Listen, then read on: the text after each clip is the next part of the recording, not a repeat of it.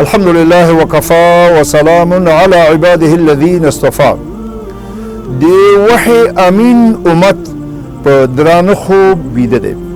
متاسفانه چې دغه امت اوږده موده د اسلام دښمنانو مسخه کړی دی، له رڼا څخه د تیارو په لوري درومي او له خپلې اساسي دندې څخه بې پروا ګرځولی دی. دغه امت خو د ملتونو رهبر دی، نو ځکه ځمکه د ځناورتوب، بدامنۍ، چور چپاول او وحشت زانګو ده.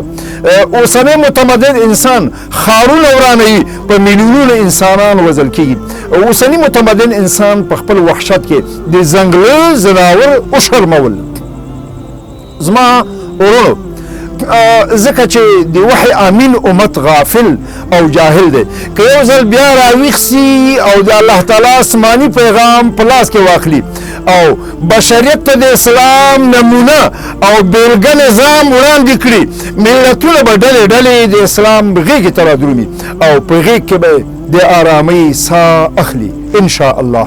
سبحانك اللهم وبحمدك، اشهد ان لا اله الا انت، استغفرك واتوب اليك.